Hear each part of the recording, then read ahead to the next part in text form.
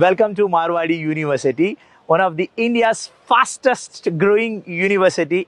We have students from almost 55 countries. Marwadi offers more than 45 programs, more than 12,000 plus students and 120 PhD faculties, Guinness awarded library, dedicated 4 acres ground of sports.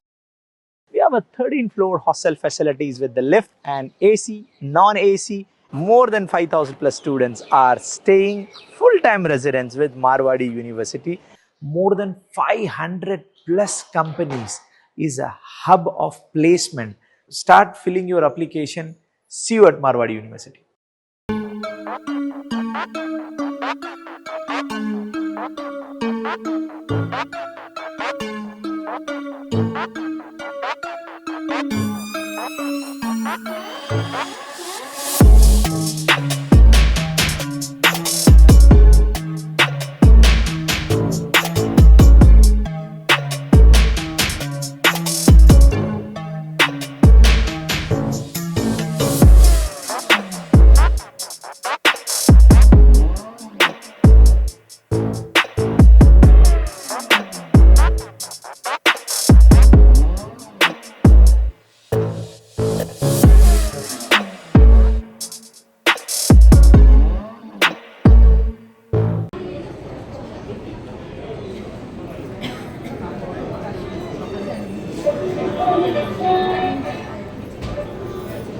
No one that I will take mine who I will see.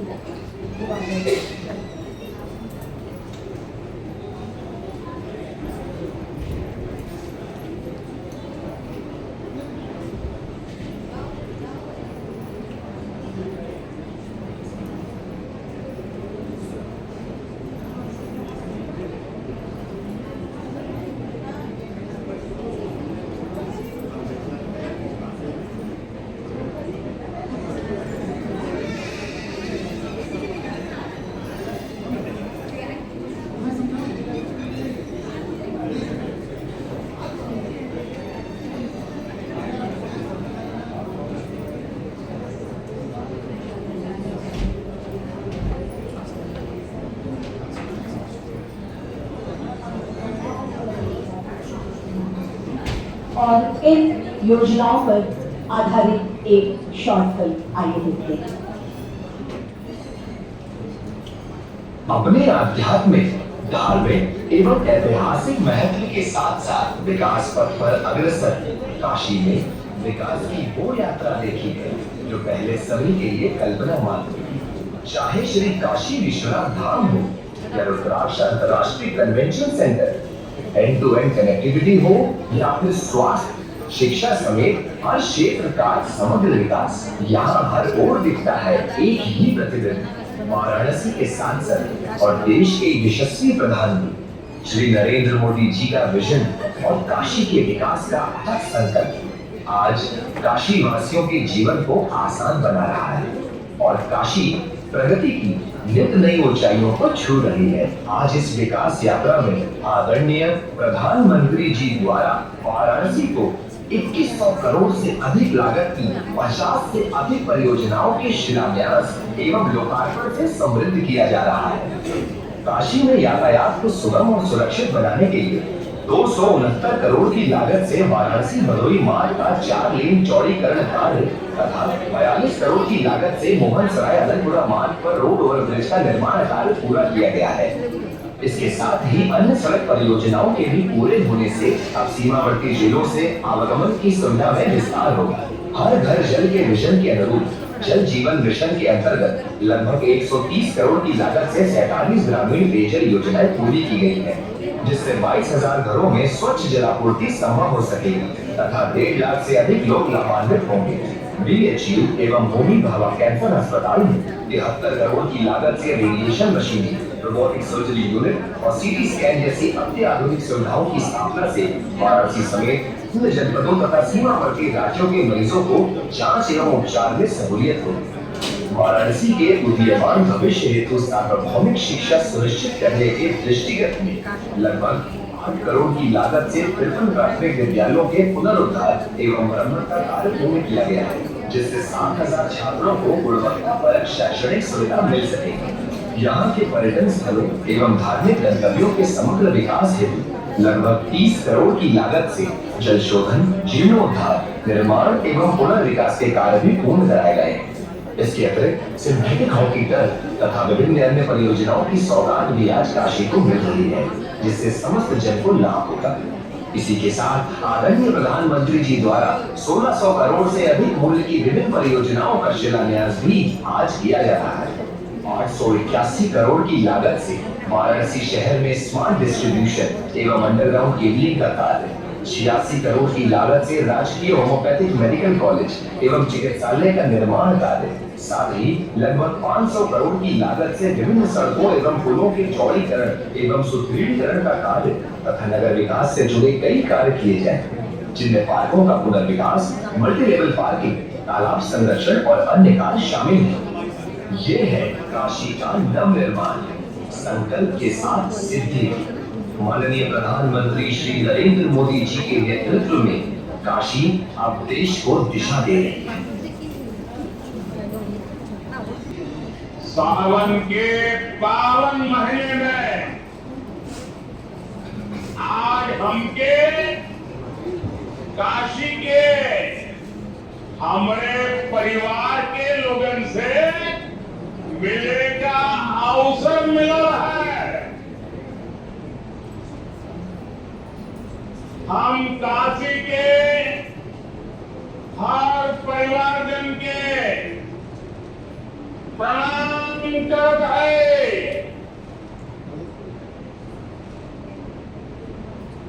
UP के मुख्यमंत्री Yogi Adityanath ji, deputy CM Keshav Prasad Maurya ji, प्रदेश पाठक जी, पटना से हमारे साथ जुड़े कृषि मंत्री शिवराज सिंह चौहान जी, देश के अलग अलग हिस्सों में जुड़े हुए सभी आदरणीय मुख्यमंत्रीगण, गवर्नर श्री, मंत्रीगण, यूपी सरकार के मंत्रीगण, यूपी भाजपा अध्यक्ष भूपेंद्र सिंह चौधरी जी, सभी विधायक एवं जनप्रतिनिधिगण और मेरे प्यारे किसान भाई और बहनों, और विशेष रूप से काशी के मेरे मालिक जनता जनार्दन,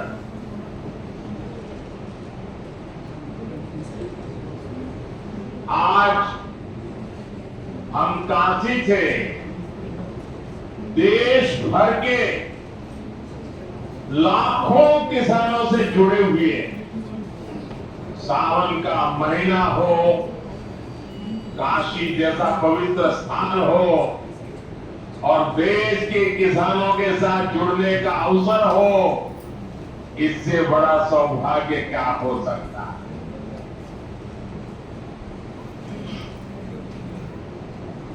आज मैं ऑपरेशन सिंदूर के बाद पहली बार काशी आया हूं।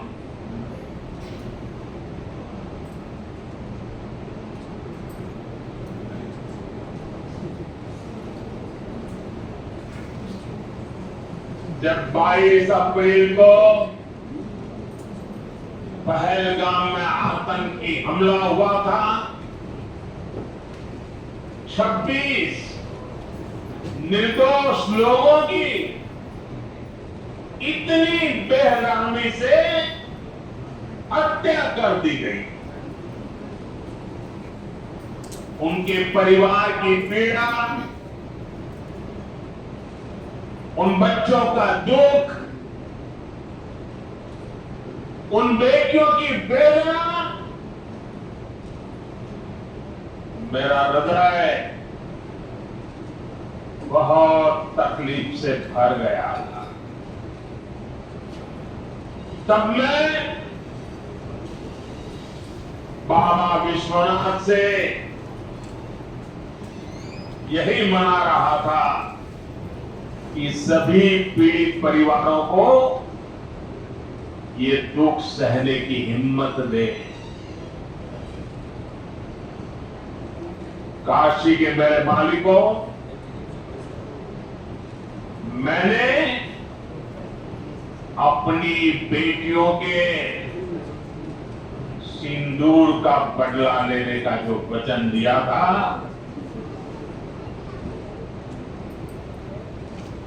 वो भी पूरा हुआ। ये महादेव के आशीर्वाद से ही संभव हुआ है। मैं ऑपरेशन सिंदूर की सफलता को उनके चरणों में समर्पित करता हूं।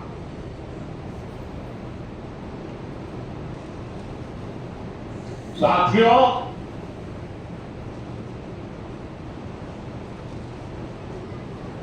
इन दिनों जब काशी में गंगा जल लेकर जाते हुए शिव भक्तों की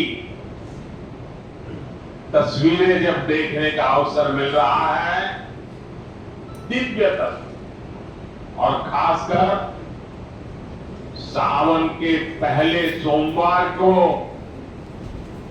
जब हमारे यादव बंधु बाबा का जलाभिषेक करने निकलते थे, गौरी केदारेश्वर से कंधे पर गंगा जल लेकर यादव बंधुओं का समूह, कितना मनोरम दृश्य होता है। डमरू की आवाज, गलियों में कोलाहल, एक अद्भुत विश्व पैदा होता है। मेरी भी बहुत इच्छा थी इस सावन के पवित्र महीने में बाबा विश्वनाथ और मार्कंडेय महादेव के दर्शन करूं, लेकिन मेरे वहां जाने से महादेव के भक्तों को असुविधा न हो, उनके दर्शन में बाधा न पड़े, इसलिए मैं आज यहीं से भोलेनाथ और मां गंगा को प्रणाम कर रहा हूं।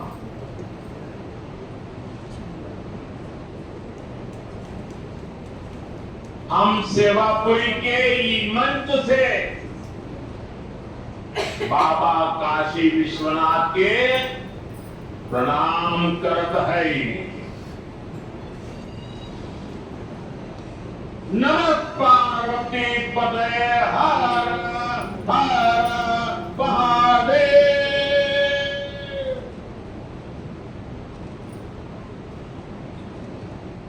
साथियों, कुछ दिनों पहले मैं तमिलनाडु में था। मैं वहां 1000 साल पुराने एक ऐतिहासिक मंदिर गया था, गंगईकोंडा चोलापुरम मंदिर। ये मंदिर देश की शैव परंपरा का एक प्राचीन केंद्र है। ये मंदिर हमारे देश के महान और प्रसिद्ध महान राजा राजेंद्र चोल ने बनवाया था। राजेंद्र चोल ने उत्तर भारत से गंगा जल मंगवाकर उत्तर को दक्षिण से जोड़ा था। 1000 साल पहले अपनी शिव भक्ति और शैव परंपरा के जरिए राजेंद्र चौल ने एक भारत श्रेष्ठ भारत का उद्घोष किया। आज काशी तमिल संगमम जैसे प्रयासों के जरिए हम उसे आगे बढ़ाने का एक नम्र प्रयास कर रहे हैं। और मैं जब अभी अभी गंगईकोंडा चोलापुरम गया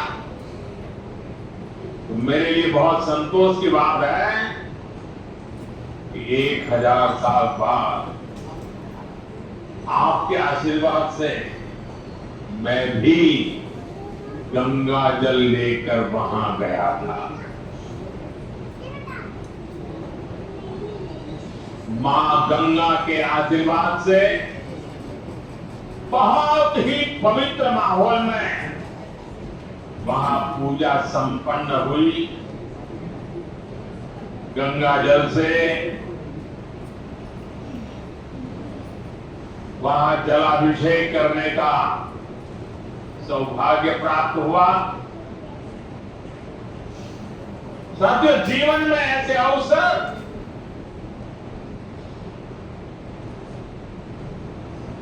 बहुत प्रेरणा देते, देश की एकता की हर बार नई चेतना जगा देती है। और तभी तो ऑपरेशन सिंदूर सफल होता है।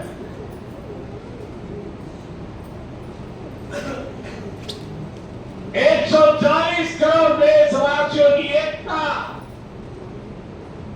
ऑपरेशन सिंदूर की ताकत बन जाती है। साथियों, ऑपरेशन सिंदूर जवानों के पराक्रम का वो पल और आज किसानों को प्रणाम करने का अवसर। आज यहां एक विराट किसान उत्सव का आयोजन हो रहा है। देश के 10 करोड़ किसान भाइयों बहनों के खातों में 21,000 करोड़ रुपए पीएम किसान सम्मान निधि के रूप में भेजे गए हैं। और जब काशी से धन जाता है ना, वो तो अपने आप प्रसाद बन जाता है।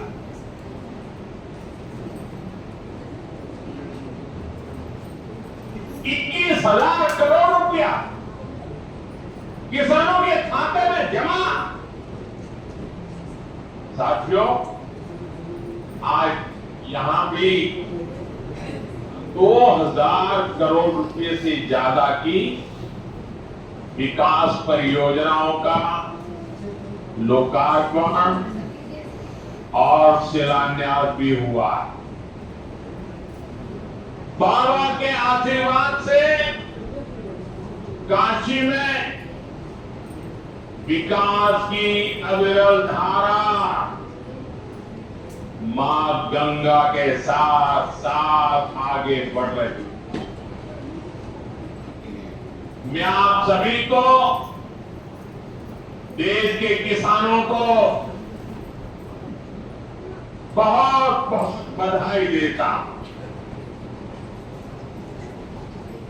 अभी कुछ ही दिन पहले काशी में सांसद टूरिस्ट गाइड प्रतियोगिता भी आयोजित की गई। यानी स्पर्धा के द्वारा स्किल डेवलपमेंट, स्वयं प्रयास से स्किल डेवलपमेंट, उसके अनेक प्रयोग आज काशी की भूमि में हो रहे। आने वाले दिनों में काशी सांसद फोटोग्राफी प्रतियोगिता, सांसद रोजगार मेला समेत कई और आयोजन भी होने वाले। मैं यहां सरकार के सभी मुलाजिमों को, सरकार के सभी अधिकारियों को भी सार्वजनिक रूप से बहुत बहुत बधाई देता हूं, ताकि वे जन भागीदारी से युवा पीढ़ी को जोड़ करके ऐसे अद्भुत कार्यक्रमों की रचना करते हैं और सफलतापूर्वक उसको आगे बढ़ाते हैं। इस काम में जुड़े हुए सभी अधिकारी भी बहुत बहुत बधाई के पात्र हैं। जो ये प्रतियोगिता में हिस्सा ले रहे हैं उनको भी मेरी बहुत बहुत शुभकामनाएं। साथियों, हमारी सरकार निरंतर किसानों की खुशहाली के लिए काम कर रही है। पहले की सरकारों में किसानों के नाम पर हुई एक घोषणा भी पूरी होना मुश्किल होता था, लेकिन भाजपा सरकार जो कहती है वो करके दिखाती है। आज पीएम किसान सम्मान निधि सरकार के पक्के इरादों का उदाहरण बन चुकी है। भाइयों बहनों, आपको याद होगा 2019 में जब पीएम किसान सम्मान निधि शुरू हुई थी, तब सपा, कांग्रेस जैसे विकास विरोधी लोग, विकास विरोधी दल कैसी कैसी अफवाहें फैला रहे थे, लोगों को गुमराह कर रहे थे, किसानों को उलझन में डालते थे। कोई कहता था मोदी भले ही योजना लाया, लेकिन 2019 का चुनाव बन जाएगा, ये सब बंद हो जाएगा। इतना ही नहीं, मोदी ने जो पैसा भी जमा किया है ना, वो भी वापस निकाल देगा। ऐसा झूठ बोलते हैं।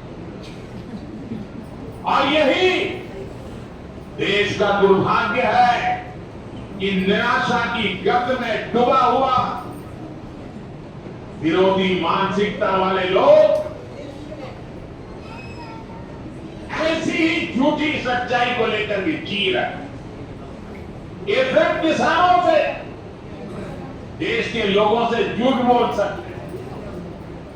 आप मुझे बताइए, क्या इतने वर्षों में कभी एक भी किस्त बंद हुई क्या?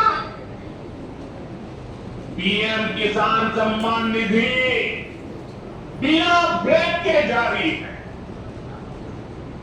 आज तक 4.25 लाख करोड़ रुपए, आंकड़ा याद रखें, 4.25 लाख करोड़ रुपए किसानों के खाते में भेजे जा चुके हैं। जरा आप मेरे साथ बोलेंगे कितने? 4.25 लाख करोड़। कितने कितने कितने? और ये 4.25 लाख करोड़ कितने रुपये किसके खाते में जमा किए? किसके खाते में जमा किए? मेरे किसान भाई बहनों के खाते में जमा किए। यहां यूपी के भी करीब 2.5 करोड़ किसानों को इसका लाभ मिला है। यूपी में किसानों को इस योजना के 90,000 करोड़ रुपए से ज्यादा भेजे गए। इतना ही नहीं, मेरी काशी के किसानों को भी करीब करीब 900 करोड़ रुपए मिले हैं।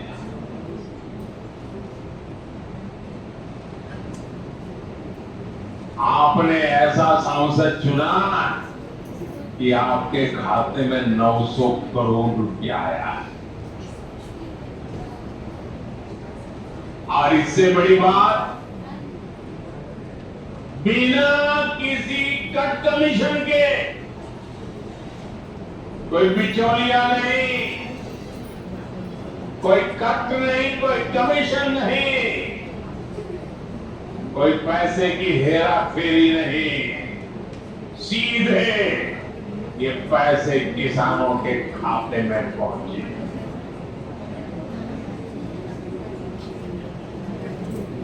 और मोदी ने ये परमानेंट व्यवस्था बना दी है। ना लीकेज होगी, न गरीब का हक छीना जाएगा। साथियों, मोदी के विकास का मंत्र है, जो जितना पिछड़ा उसे उतनी ज्यादा प्राथमिकता। जो जितना पिछड़ा उसे ज्यादा प्राथमिकता। इस महीने केंद्र सरकार ने एक और बड़ी योजना को मंजूरी दी है। इसका नाम है प्रधानमंत्री धन धान्य कृषि योजना। इस योजना पर 24,000 करोड़ रुपए किसानों के कल्याण के लिए, कृषि व्यवस्था के लिए, कृषि विकास के लिए 24,000 करोड़ रुपए खर्च किए जाए। देश के ऐसे जिले जो पिछली सरकारों की गलत नीतियों के कारण विकास की राह में पिछड़ गए, पिछड़े गए, जो कृषि उत्पादन भी कम हो रहा है, जहां किसानों की आमदनी भी कम है, कोई पूछने वाला नहीं था, उन जिलों पर प्रधानमंत्री धन धान्य कृषि योजना का फोकस होगा। इससे यूपी के भी लाखों किसानों को फायदा होगा। साथियों, किसानों के जीवन में बदलाव के लिए, उनकी आय बढ़ाने के लिए, खेती पर होने वाला खर्च कम करने के लिए एनडीए सरकार पूरी शक्ति से काम कर रही है, पूरी ताकत लगा रही है। हम बीज से बाजार तक किसानों के साथ खड़े हैं। खेतों तक पानी पहुंचे, इसके लिए देश में लाखों करोड़ रुपए की सिंचाई योजना चलाई जा रही है। साथियों, किसानों के सामने एक बड़ी चुनौती मौसम की होती रही। कभी ज्यादा बारिश हो गई, कभी ओला गिर गया, पाला पड़ गया। किसानों को इससे सुरक्षा देने के लिए पीएम फसल बीमा योजना शुरू हुई। इस योजना के तहत, ये आंकड़ा भी याद रखिए, इस बीमा योजना के तहत अब तक 2.25 लाख करोड़ रुपए, 2.25 लाख करोड़ रुपए से ज्यादा का क्लेम किसानों को दिया जा चुका है। बीमा के माध्यम से 2.25 लाख करोड़ रुपया कितना बचाएंगे? कितना? 2.25 लाख करोड़ रुपया। साथियों, हमारी सरकार यह भी सुनिश्चित कर रही है कि आपको आपकी फसल की सही कीमत मिले। इसके लिए फसलों की एमएसपी में रिकॉर्ड वृद्धि हुई है। धान और गेहूं जैसी प्रमुख फसलों की एमएसपी भी बढ़ाई गई है। आपकी उपज सुरक्षित रहे, इसलिए सरकार देश में हजारों नए गोदाम भी बनवा रही है। भाइयों बहनों, हमारा जोर कृषि अर्थव्यवस्था में महिलाओं की भागीदारी बढ़ाने पर भी है। हम लखपति दीदी अभियान चला रहे हैं। हमारा लक्ष्य देश में 3 करोड़ लखपति दीदी बनाने का है। 3 करोड़ लखपति दीदी। ये सपा वाले जो आंकड़ा सुन करके ही साइकिल लेके भाग जाएंगे। अब तक 1.5 करोड़ से ज्यादा लखपति दीदी भी बन चुकी है।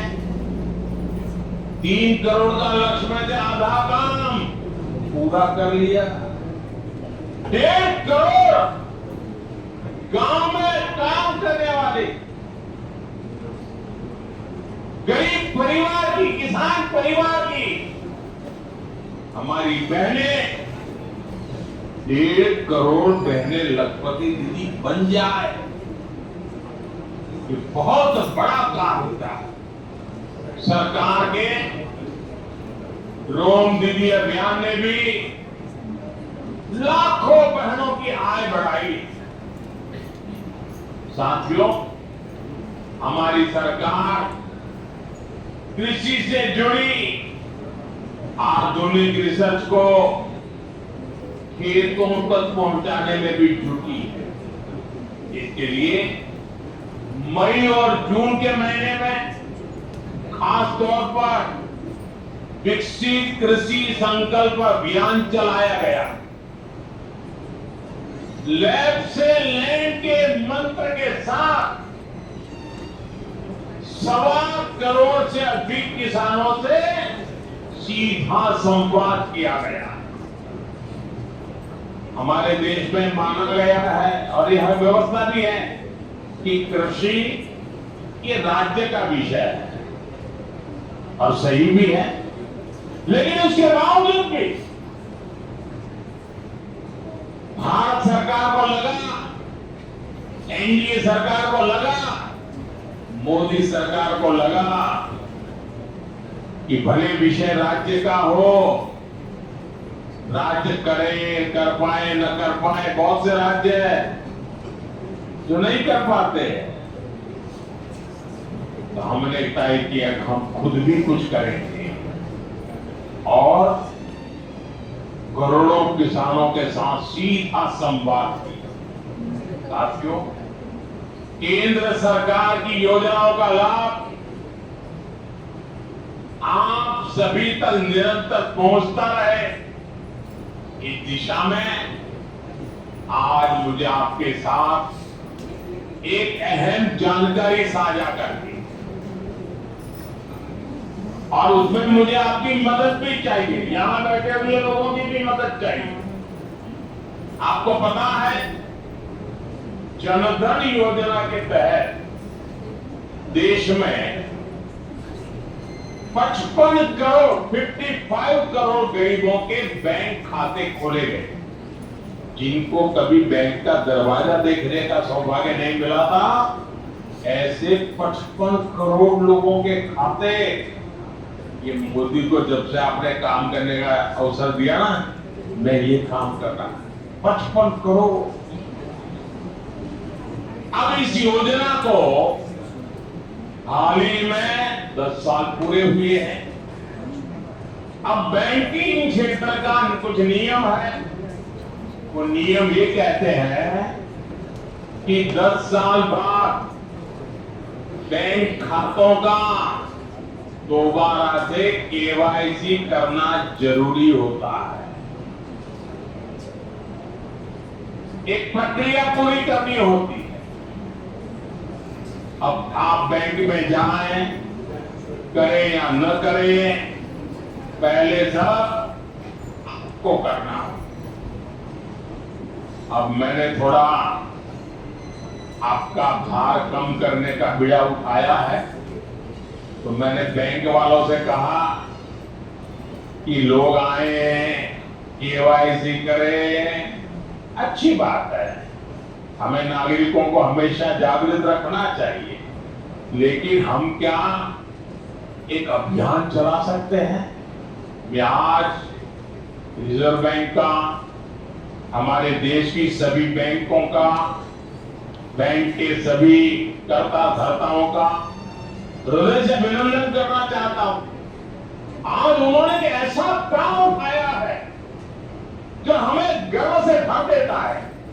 बैंक के लोग इस 10 करोड़ लोगों को, अरे 10 साल के बाद ये 55 करोड़ लोग अपना फिर से रिव्यू करेंगे, केवाईसी जो करना है, इस काम को पूरा करने के लिए 1 जुलाई से देश भर में बहुत बड़ा अभियान चल रहा है। हमारे बैंक स्वयं हर ग्राम पंचायत तक पहुंच रहे हैं, वहां पर जाकर के मेला लगाते हैं। अब तक ऐसी करीब 1 लाख ग्राम पंचायत में बैंक अपने कैंप, अपना मेला लगा चुके। लाखों लोगों ने दोबारा अपना केवाईसी भी करा लिया है और ये अभियान आगे भी चलने वाला है। मैं ऐसे हर साथी जिसका जनधन खाता है उससे आग्रह करूंगा कि वो फिर से अपना केवाईसी जरूर करा ले। साथियों, ग्राम पंचायतों में बैंक जो स्पेशल कैंप लगा रहे हैं, अभी भी लाखों पंचायतों का काम जारी है। मैं समझता हूं कि कैंप का फायदा उठाना चाहिए और उसके कई फायदे हैं। एक और फायदा भी है, इन कैंपों में प्रधानमंत्री सुरक्षा बीमा योजना, प्रधानमंत्री जीवन ज्योति बीमा योजना, अटल पेंशन योजना, ऐसी अनेक योजनाओं का रजिस्ट्रेशन भी हो रहा है। और ये बीमा तो ऐसा है कि एक चाय के खर्चे से भी कम खर्चा लग जाता है। ये योजनाएं आपकी बहुत मदद करती है। इसलिए बैंकों ने जो जितना बड़ा अभियान चलाया है, आप इसका बहुत फायदा लीजिए। पूरे देश के लोगों से मैं कहता हूं, आप इन कैंपों में जरूर जाइए। अगर आप अब तक इन योजनाओं से नहीं जुड़े हैं तो उनके लिए रजिस्ट्रेशन करवाइए और अपने जनधन खाते का केवाईसी भी कराइए। मैं भाजपा के और एनडीए के सभी प्रतिनिधियों से कहूंगा कि वो ज्यादा से ज्यादा लोगों को इस अभियान के प्रति जागरूक करें। बैंकों से बात करें कब कैंप कहां लगने वाला है, वो क्या मदद हम कर सकते हैं। हम सामने से होकर बैंकों के इतने बड़े काम में हाथ बटाएं, उनको मदद करें और ज्यादा से ज्यादा लोगों को, जहां भी कैंप लगता है उस इलाके के लोगों को इस अभियान से जोड़े। साथियों, आज महादेव की नगरी में विकास और जन कल्याण के इतने काम, शिव का अर्थ ही होता है। शिव का मतलब ही है कल्याण, लेकिन शिव का एक रूप और भी है। शिव का एक रूप तो कल्याण है, शिव का दूसरा रूप है रुद्र रूप। सामने जब आतंक और अन्याय होता है तब हमने महादेव रुद्र रूप धारण करते हैं। ऑपरेशन सिंदूर के दौरान दुनिया ने भारत का यही रूप देखा है। भारत पर जो वार करेगा वो पाताल में भी नहीं बचेगा।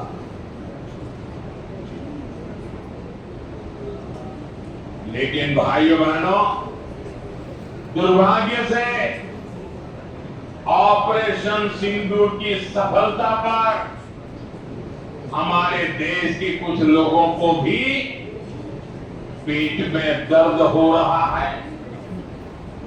ये कांग्रेस पार्टी और उनके चेले चपाटे, उनके दोस्त इस बात को पचा नहीं पा रहे कि भारत ने पाकिस्तान के आतंकी ठिकानों को तबाह कर दिया। मैं मेरे काशी के मालिकों से पूछना चाहता हूं, भारत की ताकत से आपको गर्व होता है कि नहीं होता है? ऑपरेशन सिंदूर से गर्व होता है कि नहीं होता है? आतंकियों के ठिकानों को नष्ट करने का आपको गर्व होता है कि नहीं होता है? साथियों, आपने वो तस्वीरें देखी होगी कैसे हमारे ड्रोन्स, हमारे मिसाइल्स ने सटीक वार करके आतंक के हेडक्वार्टर्स को खंडहर बना दिया। पाकिस्तान के कई सारे एयरबेस तो आज भी आईसीयू में पड़े हैं। पाकिस्तान भूखी है ये तो सब कोई समझ सकता है, लेकिन पाकिस्तान का ये दुख कांग्रेस और सपा से सहन नहीं हो पा रहा। उधर आतंक का आकार होता है, इधर कांग्रेस सपा वाले आतंकियों की हालत को देखकर रोते। साथियों, कांग्रेस हमारी सेनाओं के पराक्रम का लगातार अपमान कर रही है। कांग्रेस ने ऑपरेशन सिंदूर को तमाशा कहा है। आप मुझे बताइए, सिंदूर कभी भी तमाशा हो सकता है क्या? हो सकता है क्या? क्या सिंदूर को तमाशा को क्या सकता क्या? हमारी सेना का पराक्रम और बहनों के सिंदूर का बदला तमाशा कहने की ये हिम्मत, ये निर्लज्जता। भाई बहनों, वोट बैंक और तुष्टीकरण की इस राजनीति में समाजवादी पार्टी भी पीछे नहीं है। इस सपा के नेता संसद में कह रहे थे पहलगाम के आतंकवादियों को अभी क्यों मारा? आप बताइए, क्या उनको पूछ फोन करूं क्या? सपा वालों को मारू या ना मारू? कोई मुझे बताए भाई, सामान्य बुद्धि से बताए, क्या आतंकवादियों को मारने के लिए भी क्या इंतजार करना चाहिए क्या? क्या उन्हें भागने का मौका देना था क्या? ये वही लोग हैं जो यूपी में जब सत्ता में थे तब आतंकवादियों को क्लीन चीट देते थे, बम धमाके करने वाले आतंकियों से मुकदमे वापस लेते थे। अब उन्हें आतंकवादियों के मारे जाने पर परेशानी हो रही है। इन्हें ऑपरेशन सिंदूर के नाम पे परेशानी हो रही है। मैं इन लोगों को काशी की धरती से कहना चाहता हूं, ये नया भारत है।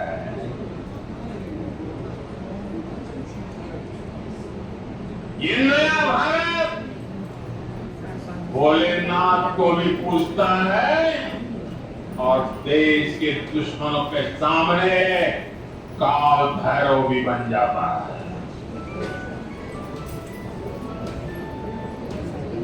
साथियों, ऑपरेशन सिंदूर के दौरान भारत के स्वदेशी हथियारों की ताकत पूरी दुनिया ने देखी है। हमारे एयर डिफेंस सिस्टम, हमारी स्वदेशी मिसाइलें, स्वदेशी ड्रोन्स, इन्होंने आत्मनिर्भर भारत की ताकत को साबित किया है। खासकर हमारी ब्रह्मोस मिसाइलें, इनकी दहशत भारत के हर दुश्मन के भीतर भर गई है। पाकिस्तान में कहीं हुई ब्रह्मोस आवाज आ जाए ना तो नींद नहीं आती। मेरे प्यारे भाई बहनों, मैं यूपी का सांसद, यूपी के सांसद के नाते मुझे खुशी है कि वो ब्रह्मोस मिसाइलें हमारे यूपी में भी बनेगी।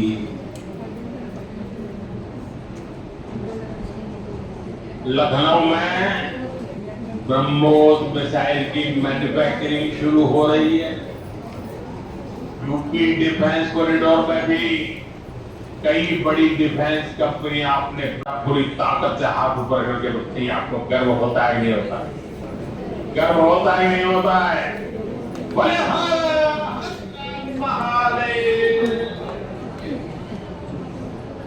अगर पाकिस्तान ने